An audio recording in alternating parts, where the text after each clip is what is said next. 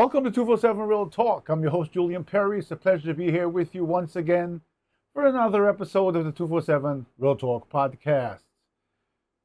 I hope you had a great week, as I always check in with you. It's been an interesting weather week here in New York. We went from a heat wave to feeling the effects of Hurricane Debbie that I think might have made landfall, or maybe not, but passed close to Florida. Came up the eastern seaboard and has changed our weather quite a bit, from a heat wave to some deluge of rainfall in short periods of time that actually flooded a part of my garage, my space I've been renovating. And this afternoon on my way home from work, when I got off the railroad, it was 65 degrees in the summer in August in New York. So that tells you the craziness that's going on with our weather.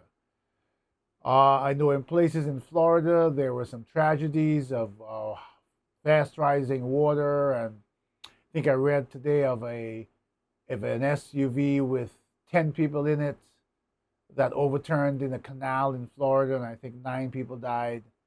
It's such a tragedy. And there are other situations in New York where people got stuck by the fast moving flash floods. So be careful out there, as we will continue to deal with remnants of Debbie, I think, all the way through Friday night, with another possibility of torrential rains and flash floods. Otherwise, I hope you were, wherever you are, you had a great time. You continue to enjoy the summer. And this week, I'm going to go back to an episode that I wanted to record maybe 3 weeks ago, but the political ups and downs forced me to change my focus. But this is one that I felt passionate about, and I felt that we need to talk to you about. And it has to do with how broken our legal system is.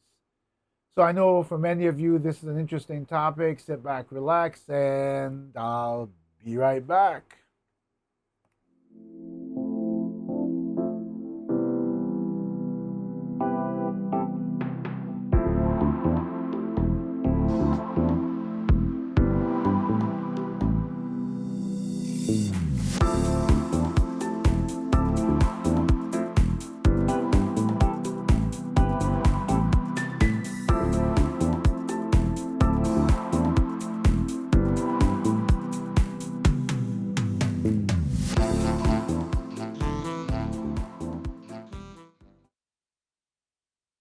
Welcome back to 247 Real Talk podcast.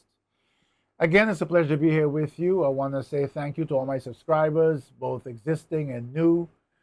Thank you for all of those who reached out to me during the past week for discussions and to give me your concerns, your thoughts, to share ideas with me, to enter into debates with me of various topics, not just the previous topic, not just the political environment, but things in general.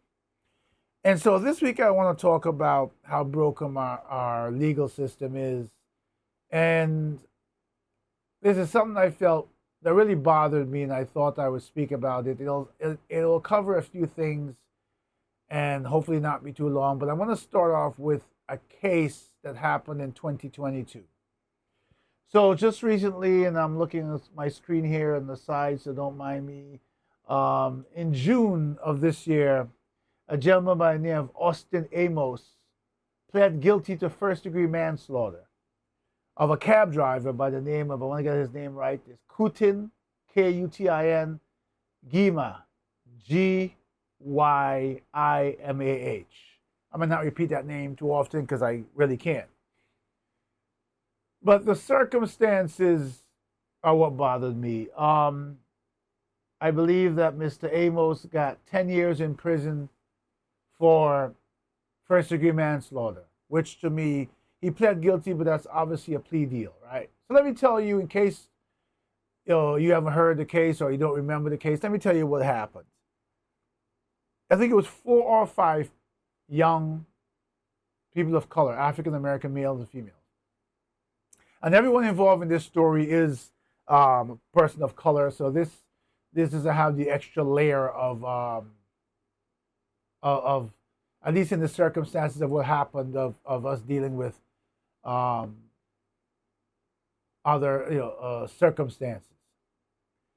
These young people flagged down this taxi. Mr. Gima is a taxi driver in Manhattan.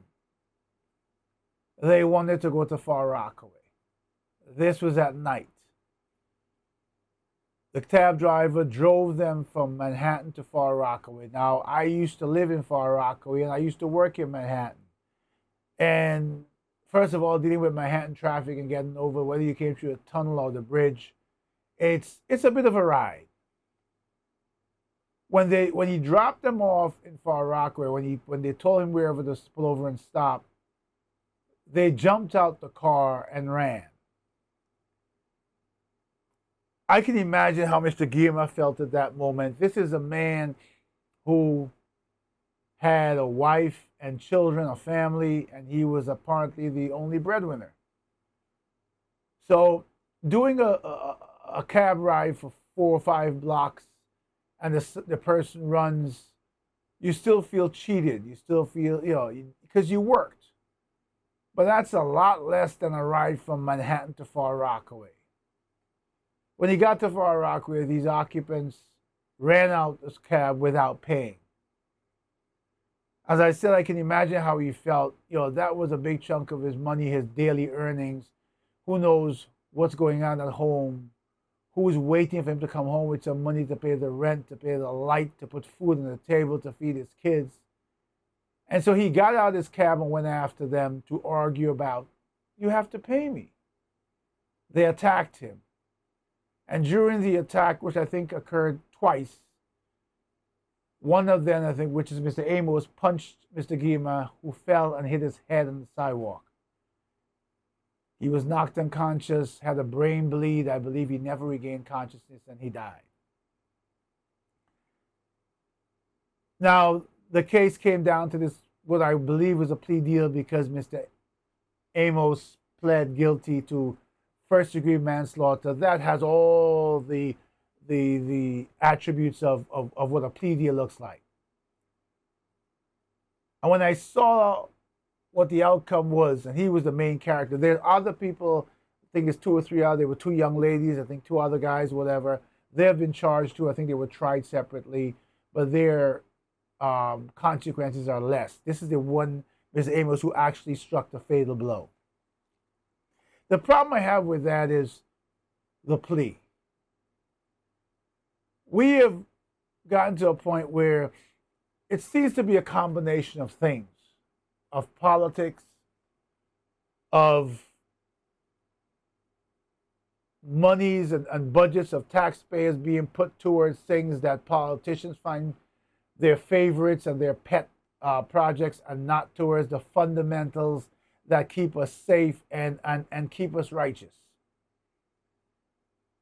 If you get in a cab in Manhattan and you take it to Far Rockaway, to me, what happened was the act of that which led to Mr. Gima's demise was premeditated. Either they never had the money to begin with, and the plan was when they got to Far Rockaway to run, or is my belief at least that even if they had the money, they never intended to pay this cab driver. That does not seem like a last-minute decision where you pull over and everybody gets out and runs. This had to be a situation where they were probably in Manhattan. It was late at night. Nobody wanted to take the train. Maybe they didn't even have money to take the train. The train would have, nobody wanted to ride on the subway, because if you're in Manhattan, depending on where you are, you'd have to get to the west side, and you have to take the A train all the way to Far Rockaway. It's a long ride on the train. And they might have decided, you know what, it's running local at night, it's going to be a long trip. Let's take a cab. Well, we don't have money. Here's what we'll do. That's my feeling. Now, I can't testify to those being the circumstances, but bottom line is, I personally don't believe that this was a last-minute decision. And we never got to get the full facts of the case in front of a trial for a jury of peers like me to actually hear these facts and make that determination. It's easier for the courts to make a plea deal, get another case off their caseload, and move on. Who cares, right? You got a bunch of people of color who got into an altercation with a man of color and someone of color died. How much due diligence do we need to put into this case? It bothered me because when I saw this man's wife on TV crying, I thought about how I would feel in that situation. I have a family. This man driving a cab is not an easy job. I know cab drivers. I know cab drivers who have been robbed. Cab drivers get robbed at gunpoint. Cab drivers do a dangerous job, and even though they try to protect themselves with the barriers or whatever, it's still a dangerous job. They're often lured into situations and their lives taken for no reason other than the person doesn't want to pay the fare, or their intention is to meet up with a cab driver who's been driving all day and has a few $100s in his possession and rob them. But this case is reminded to me of a bigger problem we have in the society, where the law, the legal system, is no longer about righteousness. It's no longer about the rule of law. We see cases where people who are of a certain socioeconomic status can make things go away that you and I would be buried underneath the jail for. We see cases in a system that says speedy trial, purposely dragged out for years by lawyers who are being paid a ton of money to find loopholes and technicalities to waste taxpayers' money. Even the tax laws. I was speaking with a friend this evening, and I had sent him a video clip of Trevor Noah talking about the whole Twitter purchase and how it was done.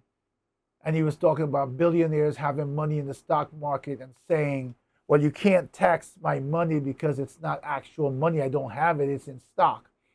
Okay.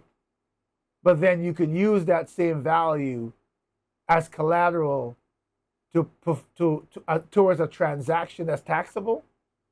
It is.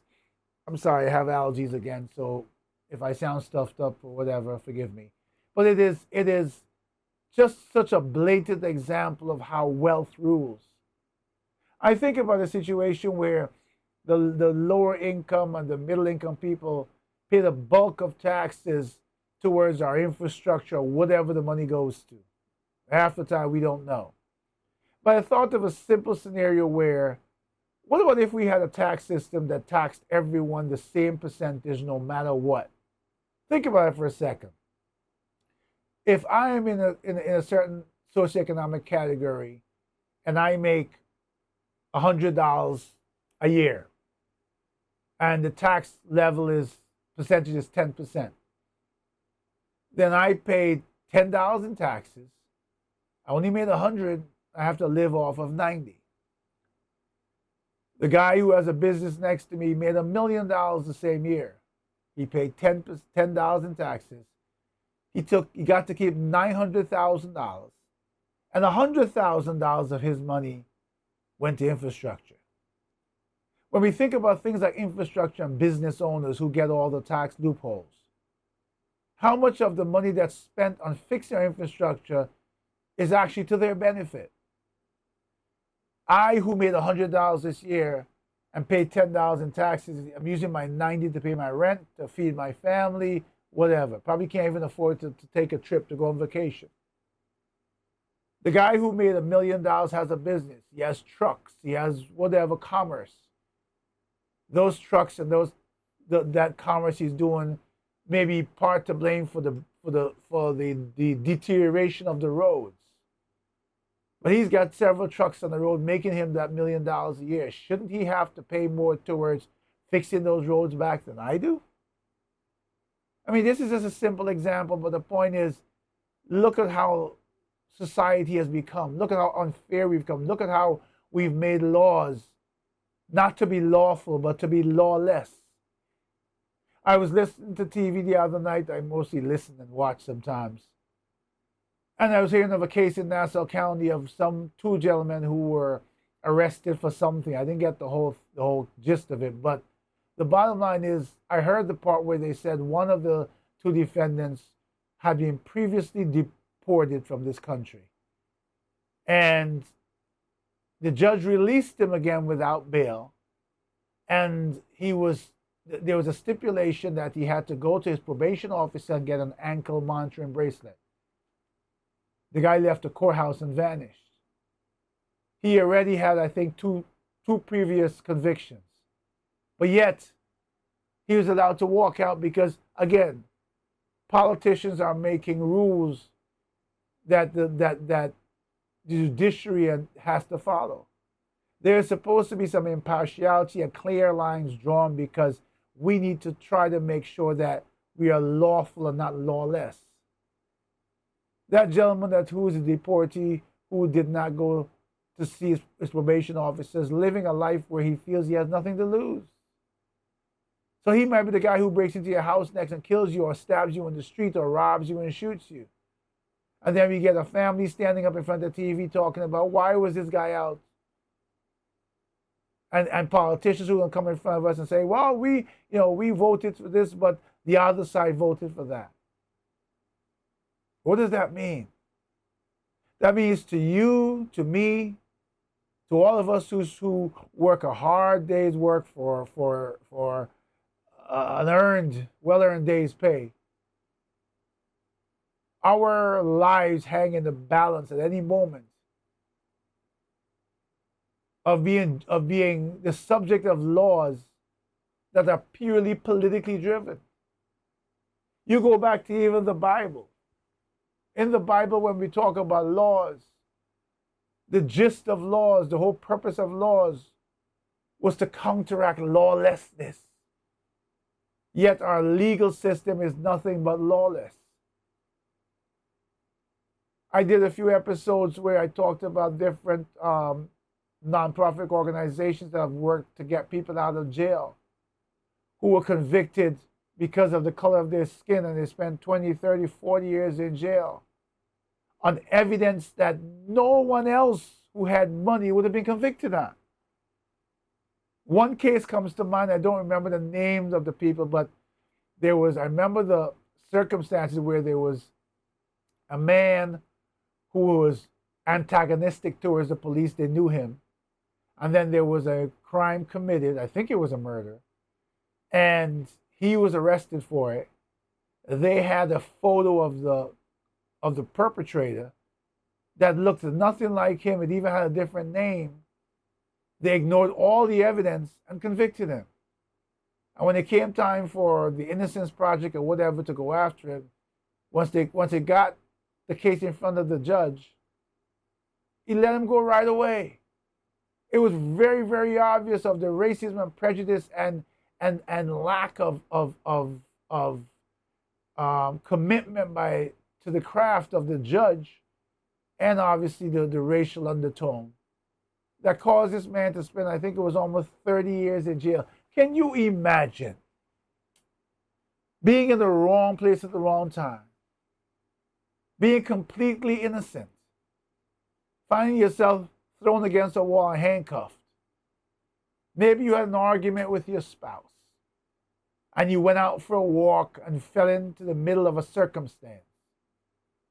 So maybe when you tell the police and everyone else as a person of color or a person of a certain gender or whatever, that your only explanation for being there was you had an argument with your spouse or your significant other, they don't believe you.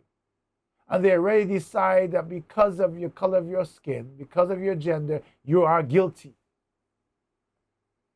And you don't have the financial means to go hire the best lawyer, so you get a public defender who's got a caseload that is so huge, who's working for a salary that doesn't match, and who's only interested in making deals and closing cases rather than finding justice. And you get put through a system that is unfair to you from day one. And no one ever looks back at you unless you're lucky enough 20, 30 years later, being innocent in jail, having lost your family, having lost your hopes, having lost your dream, having lost your freedom, that someone will take pity upon you and take your case up only to prove that you should never have been there in the first place.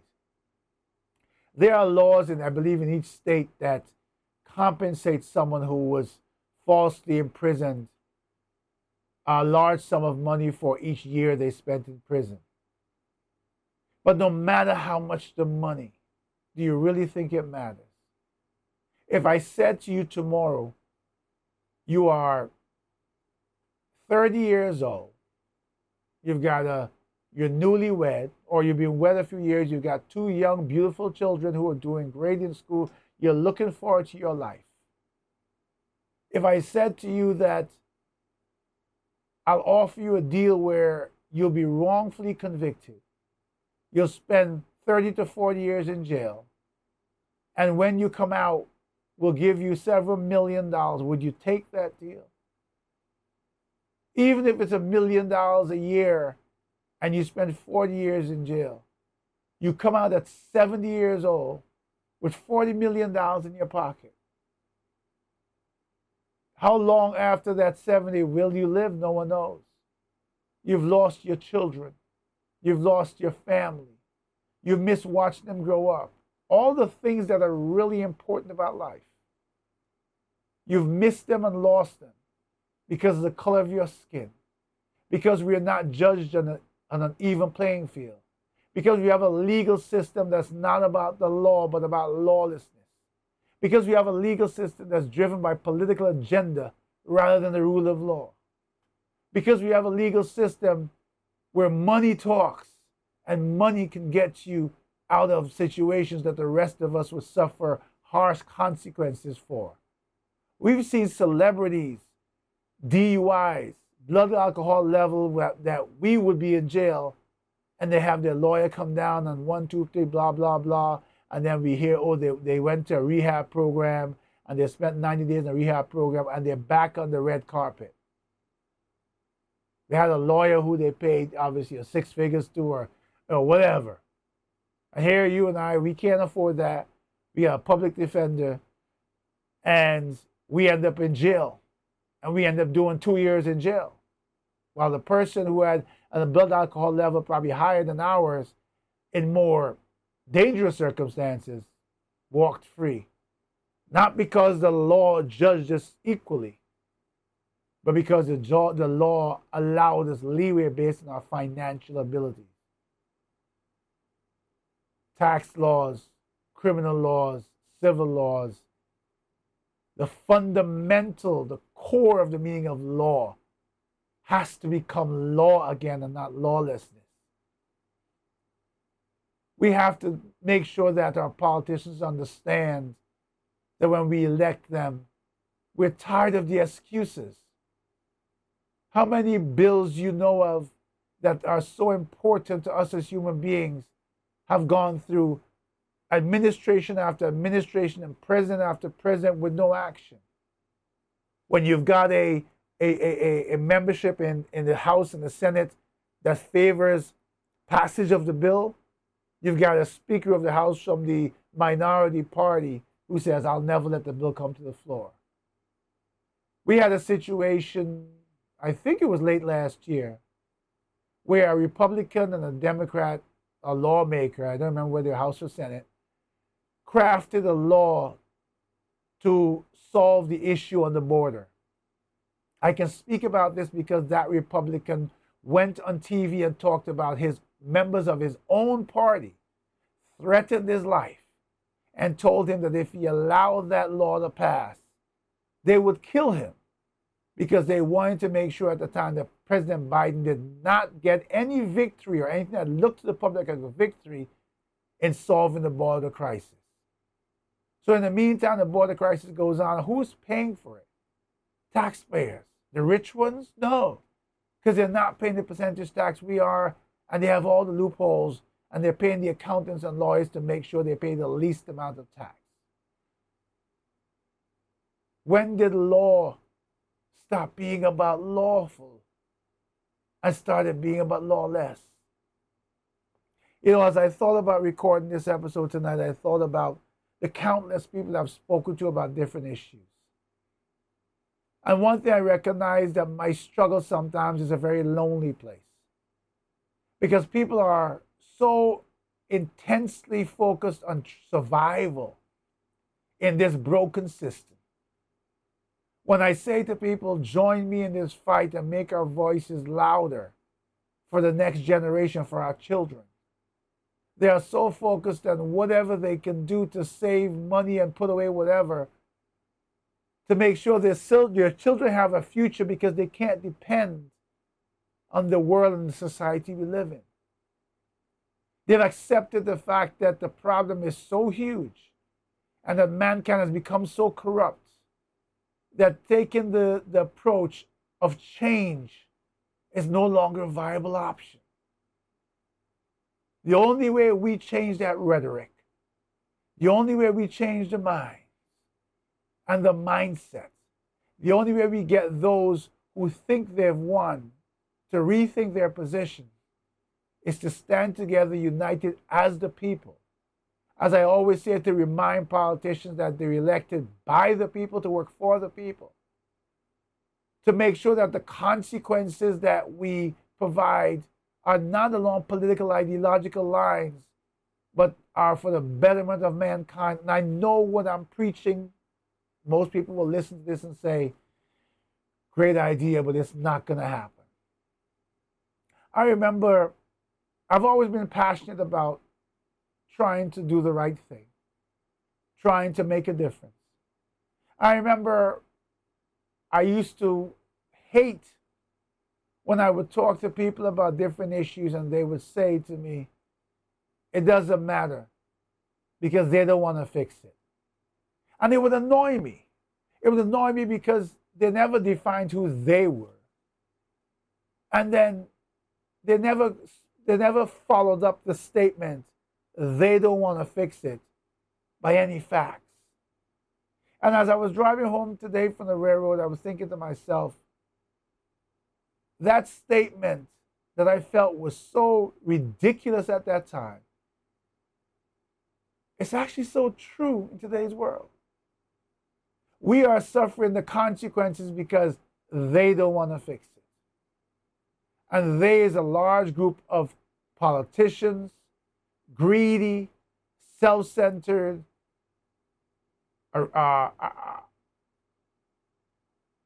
I'm searching for all the adjectives to describe who these people are. They are focused around power, maintaining power, an aristocracy in Washington. They're focused on keeping their wealth and growing their wealth.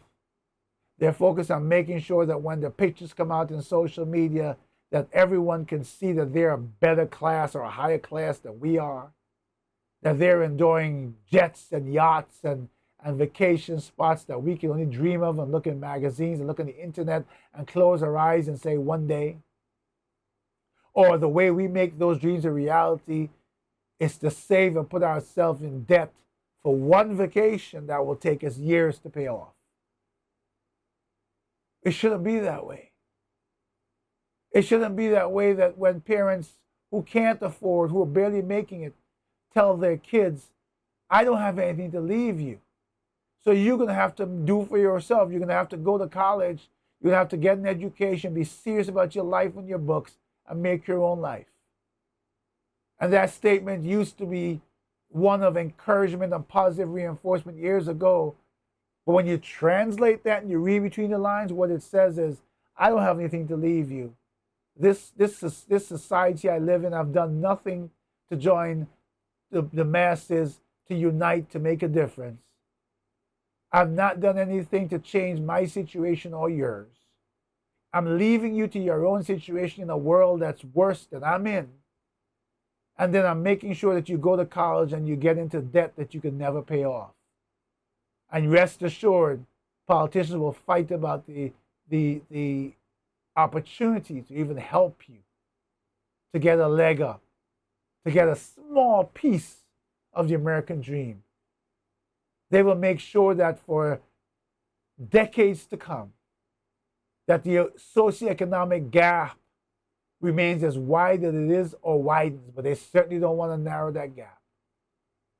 They want to make sure that they can stand above you and look down at you. Some of these people haven't worked a day in their life because they're their wealth is inherited, and their name from that inherited wealth opens doors that you and I, with our most brilliant, with our best education, couldn't even get a locksmith to make us a key for. Look, I know it's an uphill battle. I know the things I talk about, but the crooked laws and the laws that are made for the few and the wealthy, for the suffering of people of color, people of race, gender, people who are different, made different decisions to live their own lives. That we are in a battle that we, at this point, seems pointless fighting. But that means giving up, and I'll never do that. Because I truly believe deep in my heart that if we could put our prejudices aside, if we could for one, just take one instance, choose one major impactful thing that will benefit all of us as citizens, and stand together as the United States of America, that would lead to a ripple effect of us doing it over and over again, because the results would be monumental for all of us. But we can't do that. We live in a world where politicians make sure that their biggest effort, first in their agenda, is to come out publicly and talk about unity, and then go behind closed doors and do everything they can to make sure they widen the divide between us, to make sure that they create enough turmoil that we will never unite as people. They use money, they use wealth, they use race. Big thing they use is race, socioeconomic status, gender, everything they can to divide us, because divide and conquer is a well-known fundamental fact of victory. I keep asking you to join me. I'm not going to stop. Some of you were in this fight before me, and I'm learning from you. Some of you have joined this fight since I've been speaking with you. Some of you have gone in wholeheartedly, and I appreciate you. And some of you have gone in partially, and I appreciate you too. One step at a time for mankind. But the problem is we're in a race. And for our generation, time is running out. And what we have and the ability we have to leave something to the next generation that goes towards leveling the playing field, that time is running out. I'm going to leave you with this. Today I got the news that a childhood friend of mine had passed away. To me, that meant many things. It meant that those of us of our generation who are responsible for the next generation, our numbers are dwindling. Whether because society has changed, whether because more of us are dying younger, whatever it is, time is running out. The clock is ticking. And the masses that we can gather to make a difference, that number is dwindling. We who are of a breed that were taught fundamentals in a way that represented what was left of being pure in this society, we are fading into something that not only is a memory of the past, but is becoming non-existent. And soon, this world will not resemble anything that we intended it to or that we can be proud of. I urge you again, start by clicking like. Share the podcast to everyone you think is interested and everyone you think who is not. Because those who are not will still get something out of it, whether they oppose and that causes them to enter the debate, or they agree and that causes them to pay attention. No matter what your struggle, it is not enough to say I have to survive so I can ignore what's going on around me. Or we will continue to be victims. And we will continue to fall into a darker hole. A hole from which we can never arise from. As always, it is my pleasure to speak with you from my heart. I offer my condolences to the Guillemot family, albeit 2 years ago. And I pray that despite this travesty, And despite this system that allowed a plea deal that left their breadwinner, their loved one in the ground, while a young man, who I think was like 21, will probably see the light of day by the time he's 29 or 30, because they may not do the whole sentence. And will continue on his life either on a changed path, left to be seen, or turn around and create the same destruction again to someone else because of a plea deal from a lawless system. You have to think about this. You have to think about putting your thoughts to paper, to reaching out to me at podcast@247realtalk.net, to sharing ideas of how we can start a forceful movement and change the momentum that we are visible, that those in power have to take note, that they're forced to move away from the status quo and start making decisions and doing things that will result in a better life for the time we have left and for the generations to come. I grew up in a time where chauvinism was the way things were, where I say, with the meaning that you could not be a chauvinist, where you had to pull the chair out for someone to sit, where you had to say please and thank you, where we had to call our parents, friends, uncle and auntie, even though they weren't related, or sir or ma'am, where we had to open the door automatically for someone who was following us, where we had to help someone who needed to lift a stroll up the stairs, or someone in need, not squeeze past them and run down the stairs while they struggle, where we had to respect our parents, our elders, where we were not allowed to use certain language, period, where respect was one of the fundamentals, loyalty was a fundamental, righteousness was a fundamental. A world where spirituality was so rampant that we followed the good book, and more of us did the righteous things than followed the life of lawlessness. I know I'm reminiscing about days that seem to be now of the past. But if we think back long enough to the past, maybe we'll make a difference in our future. Thank you so much for another opportunity to speak with you for another week. I love sharing my passion, my thoughts, and exhaling in this podcast, hoping at the same time that you will inhale, and together we will breathe in a rhythm that's powerful. Do have a great weekend and a great week ahead. Thank you again to all my supporters and my subscribers, existing and new. Please like, share, comment, and be ready to be a part of this movement. Give it some thought. Look at your families. Walk into your children's rooms when you hear this podcast and look at them sleeping in a bed innocently, and think to yourself, what do I want to leave for their tomorrow? As I close this episode, I want to say some special words to my friend Andrew DeGroot. We grew up together as kids, and he's a friend I told you about, our age, growing up, who passed away.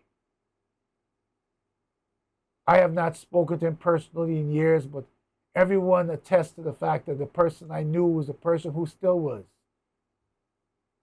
A wonderful, likable, innocent, kind, loving, caring person. The world has lost another angel. Andrew, my friend, it was my honor and pleasure knowing you and growing up and going to school with you as a child. I pray that for the wonderful life you live, that you sleep in peace and fly with the angels. To the rest of us who are still here, until the next time, please take care of yourselves and each other.